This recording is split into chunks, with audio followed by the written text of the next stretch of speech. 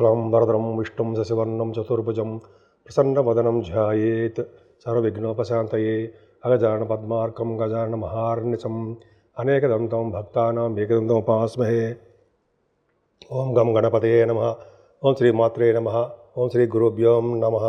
ఇప్పుడు మనం 15 జూన్ నుంచి 21 జూన్ వరకు కూడా ఆ వారం రోజులు ప్లానెట్ పొజిషన్ ప్రభావం ఎలా ఉండబోతుందో తెలుసుకుందాము.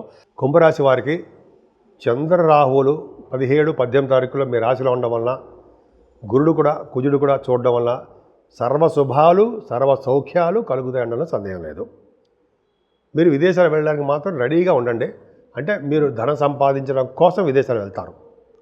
అంతేకాకుండా కుటుంబంలో చిన్న చిన్న వృద్ధి కలగడం తక్కువగా ఉంటుందండి. సమయానికి ధనం సంపాదించడానికి అన్నాం కదా ఇందాక, సమయానికి డబ్బులు చేతికి అందలేకపోవచ్చు. మీకు కుటుంబంలో చిన్న చిన్న ప్రాబ్లమ్స్ కలతలు రావడానికి అవకాశం ఉంది. ఏదైనా ప్రయాణాలు చేయడంలో ముందంజలో మీరు ఉంటారు. మీ తమ్ముళ్ళని బాగా కలుస్తారండి. మీకు ధైర్యం ఎక్కువ. అలాగే మీకు ప్రతి పనిలోనూ కార్యదీక్ష కార్య పట్టుదల బాగా ఎక్కువ అండి మీకు. అందుకనే పంచమ స్థానంలో బుధుడు, పంచమ స్థానంలో గురుడు, రవి. ఇలా రవి బుధులు పంచమ స్థానంలో చెప్పారండి. దీర్ఘాయుష్మంతులు అంటారు కదా, ఎక్కువ కాలం బతికేటువంటి కొడుకులు కుమారులు కలుగుతారుట. చూసుకోండి, మీ జాతకంలో పంచమ స్థానంలో కానీ రవి బుధులు ఉంటే వాళ్ళకి చక్కటి సంతానం, మగ సంతానం పుట్టి వాళ్ళు ఎక్కువ కాలం జీవిస్తారు అని శాస్త్రం చెప్తోంది. సరే, ఇంకా ఏముందండి, రవి బుధుల కాంబినేషన్ వల్ల ఫైనాన్స్ సంబంధించిన వృత్తిలోను, అకౌంట్స్ సంబంధించిన వాటిలోనూ రాణించడము.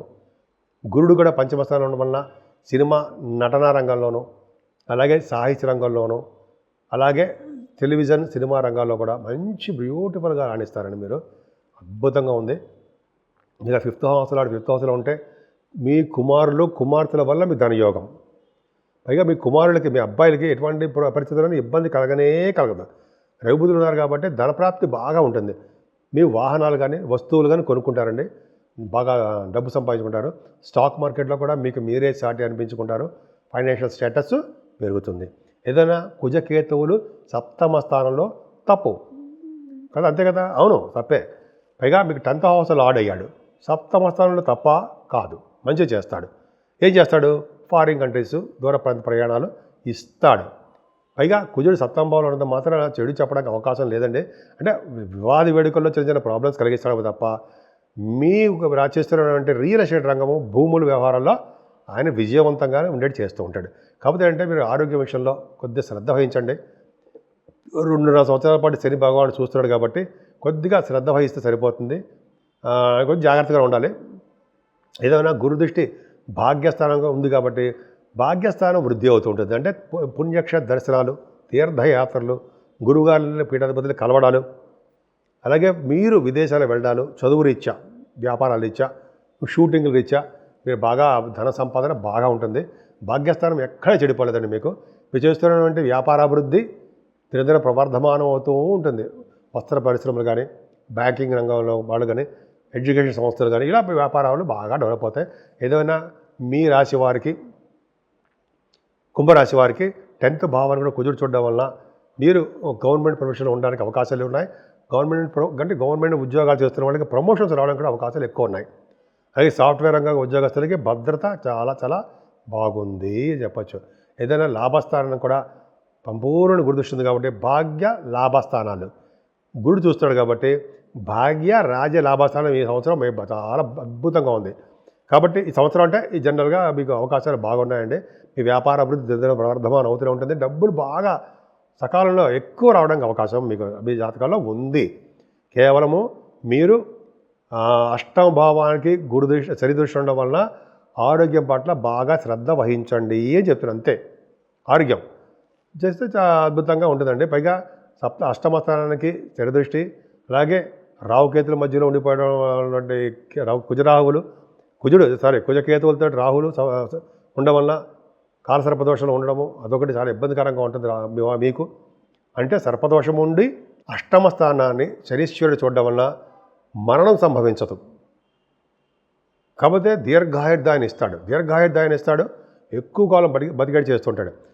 8వ స్థానాన్ని చూసినా, అష్టమాధిపతితో కలిసినా, అదే 8వ స్థానంలో ఆయన ఉన్న మీకు చాలా యోగాన్ని కలిగిస్తాడు అని శాస్త్రం చెప్తుంది. ఖచ్చితంగా ఎక్కువ కాలం జీవిస్తారన్న సందేహం లేదు. కాకపోతే కొద్దిగా ఆరోగ్యం మాత్రం జాగ్రత్త తీసుకోండి. పూజాది కార్యక్రమాల్లో మీరు నిమగ్నం అవ్వండి, అద్భుతం ఫలితాలు మీరు పొందుతారు. నేను మీ Vadrev Adinarayanarao Sharma, ACMA and MA PhD అండి. ACMA అంటే cost accountant, qualified cost accountant అండి నేను. And same time MA astrology and vastu. సరే అది పక్కన పెడితే, అందుకంటే ముందర ఏంటంటే మీ జాతకాలు చూపించుకోదలుచుకుంటే మీ కింద నెంబర్కి ఫోన్ చేయండి, తప్పకుండా పరిష్కార మార్గాలు చెప్తాను నేను. ఇప్పుడు ఆ నెంబర్ కూడా చెప్తాను, 7075389489 అండి. అది అస్ట్రాలజీ. 7075389589 మీకు బాగా గుర్తుంటుంది. 389589 ఈజీగా అందరికీ గుర్తుంటుంది. సరే అది పక్కన పెడతానండి. నేను మా వీడియోస్ మీకు నచ్చాయి అనుకుంటున్నాను. తప్పకుండా మీరు లైక్ చేయండి, షేర్ చేయండి, సబ్స్క్రైబ్ చేయండి. 12 రాశుల వారికి చెప్పుకోదగ్గ రెమెడీస్ కానీ పరిహారాలు ఎలా ఉంటాయి, ఏం చేసుకుంటే నా జాతకం బాగుంటుంది, జీవితం బాగుంటుంది, లేకపోతే ఎలా ఉంటుంది అనేది ఇప్పుడు మనం తెలుసుకుందామండి. మేషరాశి నుంచి మీనరాశి వారు కూడా కాలసర్ప దోషాలు, మొన్నటి వరకు అష్టగ్రహ కూటమి అనుకున్నాం. అష్టగ్రహం కాదు,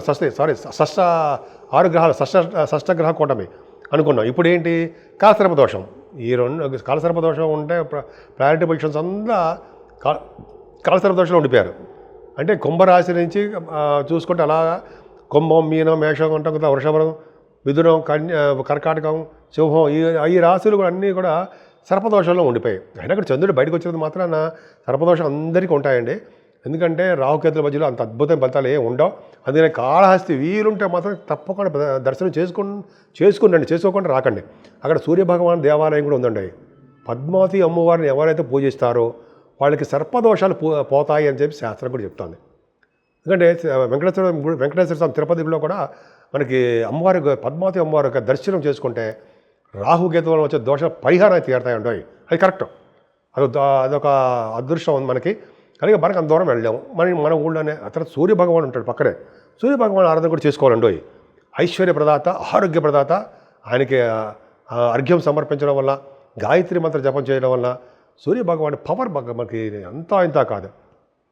సరే, అమ్మవారికి ప్రభావం కావాలి, రాహు ప్రభావం తొలగాలంటే మనం మంగళవారం దీపారాధన చేసుకోవడము, నిమ్మకాయల డిప్పలో మనం వెలిగిస్తాం కదండి, మీకు తెలిసిందే. అంటే 18 మంగళవారాలు చేస్తూ ఉంటాం మనం. అంతే అక్కలేదు, మీకు ఎన్ని మంగళవారాలు ఉంటే అన్ని మంగళవారాలు పూజించండి. రాహు ప్రభావం బాగా తగ్గుతుంది. అలాగే మనం ఏం చేయలేము, చండీ హోమం చేయించుకుందాం, అమ్మవారి గుడి సందర్శన చేసుకుందాము, ఆవిడకి దర్శించుకుందాము. అంతేకాకుండా కుజుడితో కలిసిన కేతువు కూడా 12 భావంలో ఉండడము అంత అద్భుతమైన ఫలితాలు ఏం కాదండి. కేతువు చాలా మనకి యాక్సిడెంట్లని, భార్యాభర్తలు కలవకుండా ఉండాలని, సంతానం లేకుండా ఉండాలని, ఇవన్నీ మీకు జాతకాల్లో ఉంటాయి. కాకపోతే ఆయనకి ఎవరైతే కేతువు పూజ చేసుకుంటారో నవగ్రహాల్లో 7 వారాల పాటు చేసుకొని ఆ దానం ఇవ్వడం వల్ల అదొకటి. అలాగే గణపతి ఆరాధన, గణపతి పూజలు పౌర్ణమి వెళ్ళిన చవితి పూట చేయించుకున్నా చాలు. అలా చేయించుకోవడం వల్ల కుజుడు యొక్క ప్రభావం, సుబ్రహ్మణ్య స్వామి ఆరాధన ఇలా చేసుకోవడం వల్ల అన్నిటికంటే టాప్ మోస్ట్ ఏంటంటే శివుడికి మల్లెపువ్వులతో పూజ చేయడం. శివుడికి మల్లెపువ్వులు అంటే బాగా ఇష్టం అండి. భార్యాభర్తలు అనురాగ దాంపత్య జీవితం కలిసిమెలిసి ఉంటుంది. అలాగే శివుడికి మనకి తులసి దళాలతోటి, మల్లెపువ్వులతోటి ఎవరు పూజ చేస్తారో వాళ్ళు విష్ణువులాగా ప్రాప్తి అంటూ నేను ఎక్కడ చదివారండి. నేను కూడా అద్భుతమైన ఫలితాలు ఉంటాయి. అలాగే కాకుండా విష్ణు ఆరాధన కూడా విష్ణుమూర్తిని పూజిస్తూ వెంకటేశ్వర స్వామి యొక్క దర్శనాలు చేసుకుంటూ ఆయనకి మనం అంటే మన దగ్గర ఉన్న ఊళ్ళలోనే ఆయనకి తులసిమాలతో అభిషేకం, అదే తులసిమాలు సమర్పించడం వల్ల, శ్రీకృష్ణుడిని పూజించడం వల్ల అద్భుతమైన ఫలితాలు ఉండి తీరతాయండి, సందేహం లేదు.